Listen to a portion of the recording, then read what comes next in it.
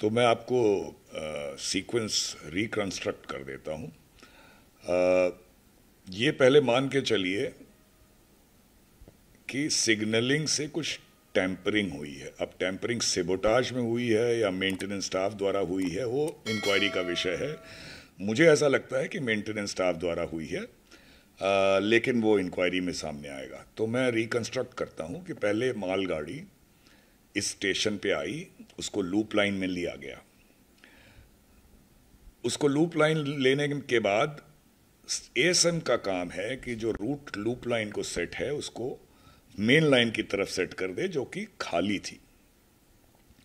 अब उसने ऐसा किया या नहीं किया ये भी इंक्वायरी में पता चलेगा, लेकिन ठीक उसी समय सिग्नलिंग के स्टाफ मेंटेनेंस में मान लीजिए काम कर रहे थे, तो उन्होंने कुछ टैंपरिंग नहीं कहें, उन्होंने अपना शॉर्टकट मेथड लगाया मेंटेनेंस को जल्दी करने के लिए। ऐसा होता है कभी कभी, और उसकी वजह से इंडिकेशन स्टेशन मास्टर को ये मिला कि जो अब रूट है वो मेन लाइन को सेट हो गया है।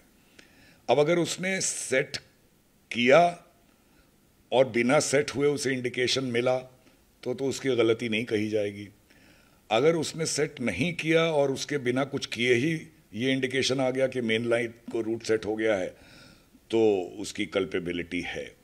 बहरहाल हुआ ये कि रूट जो है लूप लाइन को सेट था और सिग्नलिंग दिखा रही थी कि ट्रेन को मेन लाइन पे जाना है, तो ड्राइवर की कोई गलती नहीं है। ड्राइवर फुल स्पीड 130 किलोमीटर जैसा मैंने सुना है उस पर आया और बजाय मेन लाइन पे जाने के लूप लाइन में चला गया, और उसके बाद या तो वहीं डिरेल हुआ या आगे जाके टक्कर मार के डिरेल हुआ, वो इम्पोर्टेंट नहीं है।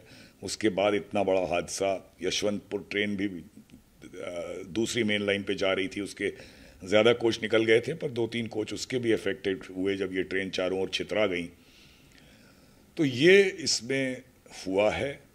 अब इंक्वायरी में ये रिवील होगा कि ये टैंपरिंग या ये जो शॉर्टकट मेथड ऑफ मेंटेनेंस जो भी कहिए, ये कैसे हुआ, क्यों हुआ, स्टेशन मास्टर के साथ कोल्यूजन में हुआ या बिना उसके कोल्यूजन में हुआ, या एक डिस्टेंट पॉसिबिलिटी है कि कोई सेबोटाज तो नहीं है इसमें, जो मुझे नहीं लगता, लेकिन पॉसिबिलिटी रूल आउट नहीं की जा सकती।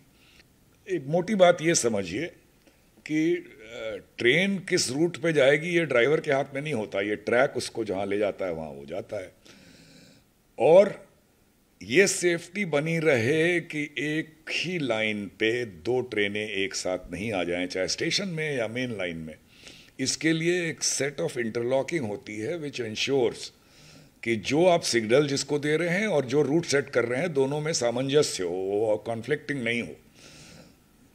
तो उसमें इंटरलॉक्स काम आते हैं, और इस सिस्टम को इलेक्ट्रॉनिक इंटरलॉकिंग या कोई भी इंटरलॉकिंग कहा जाता है। नहीं, इंटरलॉकिंग फेलियर तो हो सकता है, लेकिन फेल होने पे वो सेफ मोड में जाएगा, उसमें वो एक्सीडेंट की सिचुएशन नहीं पैदा होगी। इक्विपमेंट तो फेल हो ही सकता है।